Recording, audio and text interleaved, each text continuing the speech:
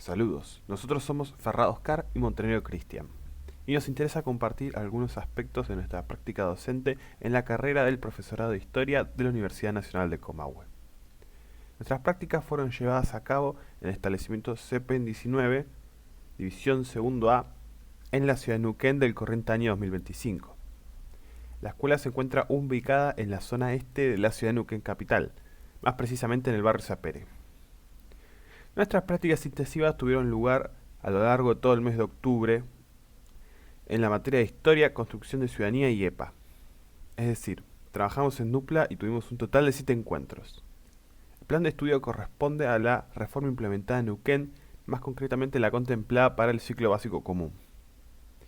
Los contenidos que trabajamos lo planteamos en una unidad de sentido llamada La resistencia al orden colonial, el caso del Taquiongoi en el espacio peruano entre 1560 y 1572. Trabajamos el Taquiongoi como resistencia al orden colonial desde una perspectiva sociocultural, porque creemos que se adecúa más a los núcleos disciplinares contemplados en el plan de estudio del área. Asumiendo dicha perspectiva, buscamos poder explicar el Taquiongoi teniendo en cuenta las repercusiones culturales que significó la implantación del orden colonial para las sociedades indígenas, siendo el movimiento Taquiongo una respuesta a la desestructuración de la comunidad indígena en todos sus aspectos, tanto económico como político y cultural.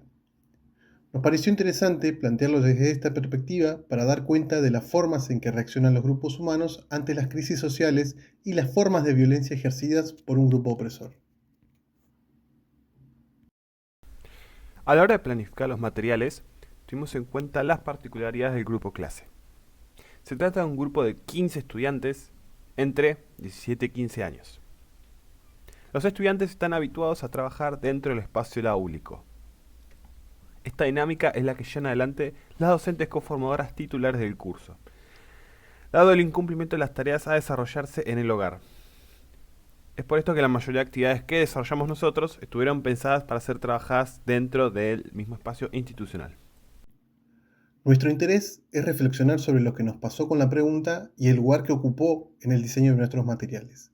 Es decir, el lugar que nosotros le reconocimos a la pregunta desde los artefactos, estrategias y contenidos para la enseñanza del pensamiento histórico escolar. Es por esto que nos resulta significativo plantearnos qué preguntamos, cómo preguntamos y para qué preguntamos. Estas dimensiones clave nos permiten responder qué micro y macro decisiones tomamos a la hora de pensar la pregunta en los materiales para la enseñanza. Los materiales que buscamos interpelar son los correspondientes a la primera clase, la quinta y la séptima. La razón de por qué elegimos estos materiales para compartir nuestra experiencia es porque corresponden a diferentes instancias de nuestra práctica docente. El primer material que vamos a presentar es el de nuestra primera clase, y para este primer encuentro presentamos un mapa vacío a través del cual buscamos propiciar su intervención y que los estudiantes puedan establecer relaciones descriptivas e identificación del espacio. Las preguntas entonces orientaban la intervención del mapa y buscaban generar este tipo de relaciones. El quinto material, en cambio, se encuentra a mitad de nuestras prácticas y significó un desafío porque requería pensar otro tipo de preguntas que superaran las de tipo descriptivas. Esto se vio no tan solo en el tipo de preguntas que hacíamos para orientar la interpretación del artefacto llevado, sino también en el planteo de otro tipo de consignas que propiciaran relaciones mucho más explicativas. Finalmente, el último material, correspondiente a nuestro último encuentro, busca generar en los y las estudiantes relaciones interpretativas o argumentativas a través de la elaboración de una noticia. Como dice Salto, la importancia de la pregunta como insumo radica en la elaboración de relaciones sobre hechos y experiencias, y su orientación permite explicaciones y reflexiones para la comprensión de contenidos históricos. Es por eso que nosotros nos interrogamos cómo, qué y para qué preguntamos en nuestros materiales 1, 5 y 7. Dicho esto, pasemos a la revisión de los materiales caso por caso. La primera clase tenía el propósito de identificar el espacio y actores involucrados en la creación del Virreinato del Perú en 1542 para la comprensión situada del espacio colonial. Para lograr esto, presentamos un pequeño fragmento de texto basado en una crónica, que describe los territorios conformados por el Virreinato del Perú, junto con un mapa vacío de Sudamérica contenido en un afiche. En base a la información brindada por la crónica, lo que buscamos es que los estudiantes intervinieran en el mapa en conjunto, en base a la descripción del territorio, agentes y recursos, brindadas por el texto. Como estrategia didáctica para llevar a cabo la actividad, nos propusimos la lectura colectiva de la fuente, a la vez que realizamos preguntas para orientar la intervención del mapa y que sirvan como puente para identificar la información relevante. La crónica es una invención nuestra. Tomamos una real y la adecuamos en información para que cumpla nuestro propósito. La identificación del territorio. Las preguntas que hicimos claramente también iban dirigidas hacia esto. Estas buscaban precisamente respuestas descriptivas que sirvan como forma de ir introduciéndonos en los contenidos de la unidad de sentido. Ahora bien, al momento de poner en ejecución la clase planificada, las preguntas fueron distintas a las previstas desde la elaboración. El registro de la clase observa las siguientes preguntas. A diferencia de lo planificado, muchas de las preguntas que aparecieron reiteradamente en la clase fueron muy genéricas. Además, la consigna como orientación para realizar la actividad parece que no estuvo muy clara. A veces los estudiantes no sabían muy bien cómo intervenir el mapa. Aparecieron preguntas reiteradas de cómo dibujar tal o cual elemento, a lo cual respondíamos, hácelo como te parezca mejor. Ahora bien, ¿cómo fue evolucionando el rol de la pregunta en los siguientes materiales? El quinto material tenía como propósito identificar los aspectos centrales de la cosmovisión andina para poder establecer cambios y continuidades luego de la llegada de los españoles y la imposición del cristianismo. Para ello, el artefacto pensado fue un PowerPoint, y como estrategia, al igual que en la actividad 1 en el material anterior, la construcción colectiva y esta vez el trabajo en grupo. A medida que íbamos leyendo el PowerPoint junto con los estudiantes, fuimos orientando la reconstrucción en común a través de preguntas y en base a eso tenían que ir completando una red conceptual que les entregamos en forma de fotocopia. La pregunta aquí, junto con la red, buscaban servir como soporte para la reconstrucción y la significación del contenido abordado y sobre todo guiar a los estudiantes en la siguiente actividad a realizar, que consistía en llenar un cuadro comparativo. ¿Cómo orientamos la pregunta? Bueno, algunas preguntas las hicimos de manera oral y otras aparecían contenidas en el Power. Algunas son las siguientes. Aquí las preguntas no solo fueron más concretas, como se puede ver, sino que junto a la red conceptual fueron de utilidad para guiar la posterior actividad. Si bien hay una clara evolución al respecto de la primera clase, del primer material, sobre todo, también facilitado por la elección del Power como artefacto, no se recurrió a la repregunta a partir de los aportes realizados por los estudiantes. El último material tenía como propósito analizar el caso del movimiento Takiongoi de 1560 en la región de Huancavelica como respuesta a la imposición del cristianismo y el modelo colonial a través de la reivindicación de su propio universo mitológico. En la última clase buscamos hacer un cierre de todos los contenidos vistos durante los anteriores encuentros. Para eso, planteamos que los estudiantes completen una ficha con conceptos centrales. Esta ficha debía servir como guía para la actividad final.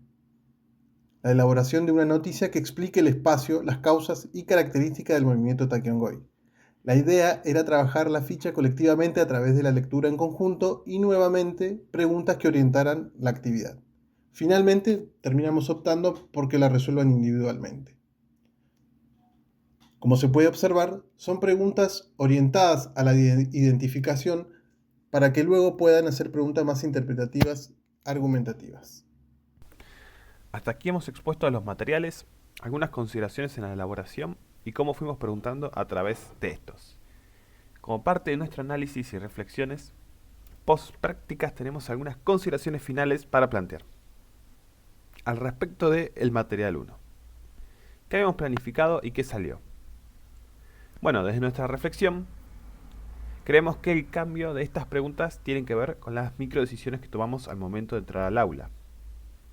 ¿Por qué se tomaron estas microdecisiones?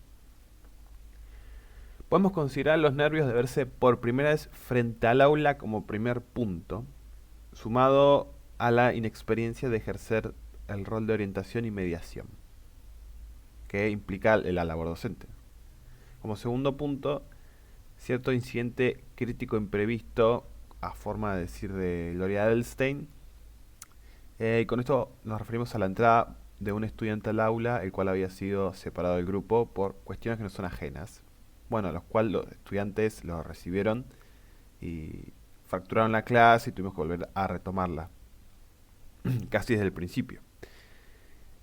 Como tercer punto y en relación con lo anterior, nuestra afán por completar todo lo previsto desde la planificación, intentamos apurar la clase, es decir, ir en contra del tiempo escolar. El resultado es lo que expusimos anteriormente, el cambio a un estilo de preguntas más genéricas, con respecto a las planificadas, por supuesto. Estas preguntas genéricas, ¿pudieron como orientación llegar al propósito de la clase? Bueno, desde la cátedra de prácticas docentes, pudimos abordar diferentes autores que ponen en relevancia el rol de la pregunta. Estas orientan y facilitan la asimilación del contenido, pero tal como nos advierte Salto, no bastan con el simple planteo para que sean apropiadas por los estudiantes, sobre todo cuando son tan generales y no se recurre a la repregunta. Si bien se intentó dar un lugar central a la pregunta como orientación, terminó cobrando un lugar más marginal con respecto de lo planificado. Nos interesa también resaltar el uso heurístico de la pregunta. Carretero nos señala que el término heurístico puede definirse como el proceso cognitivo que se utiliza para reducir la complejidad de un problema durante el proceso de resolución, convirtiéndola así en accesible. Carretero usa este concepto en su trabajo para destacar el potencial de las fuentes primarias, sobre todo a través de su comparación. Nosotros decimos que este uso heurístico cobra importancia también en la pregunta. Es importante además repensar el rol que asumimos como orientadores en esa clase, ya que, por ejemplo, al no indicar a los estudiantes cómo intervenir el mapa, la actividad pudo haber sido mucho más fructífera, más significante para ellos. Al respecto del material número 5, las preguntas planteadas buscaban establecer relaciones no solo de tipo descriptiva e identificación, sino avanzar en otro tipo de relaciones más complejas, tal como bien lo plantean Gutiérrez y Pagés 2018. Por eso en la clase aparecieron preguntas como ¿cuál es la importancia de conquistar las almas? O ¿y por qué creen que es importante controlar creencias y valores? Si bien pudimos salir del planteo de preguntas genéricas, tal como ocurrió en la clase 1, tampoco existió un diálogo con los aportes realizados por los estudiantes. La repregunta da posibilidad a orientar en la construcción de conocimientos históricos más complejos. En este sentido, y lo que rescatamos en esta clase, es la importancia de estar más atento a lo que responden y preguntan los estudiantes. Finalmente, en cuanto al material número 7, una de las microdecisiones que tomamos es que los estudiantes resuelvan individualmente las consignas, cuando habíamos planificado hacerlo colectivamente. Esta situación nos invita a repensar nuestro rol como orientadores. Nos hizo falta establecer con más claridad la actividad a desarrollar. Es decir, lo que tenemos que repensar es la comunicación, la claridad con la que lo hacemos. Faltó también una mayor exposición o explicación de la consigna en general. La ficha fue entregada sin establecer claramente lo que había que hacer. Hubiese sido interesante escribir la consigna en el pizarrón, ser más insistente con la participación. Algo similar ocurrió con la actividad final, la elaboración de una noticia. A medida que ellos iban haciendo la actividad, nosotros nos acercábamos a los bancos para ver cómo iban. Acá la pregunta orientadora tuvo gran ausencia. Podríamos haber guiado mejor la actividad a partir de la pregunta y la repregunta.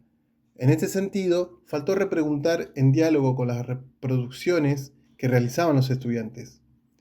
Preguntas de tipo, ¿por qué pones ese título? ¿Y por qué afirmás esto? Y así sucesivamente. En conclusión, lo que buscamos compartir es la importancia de la pregunta no solo como mediadora con el conocimiento histórico, sino también su rol a la hora de orientar la clase y las actividades a desarrollar. La pregunta es central y por su importancia para pensar la enseñanza, no debe cobrar un lugar marginal. Para esto es importante que se realicen de forma clara y concisa, para no caer en un estilo más genérico y sean verdaderamente significativas para nuestros estudiantes.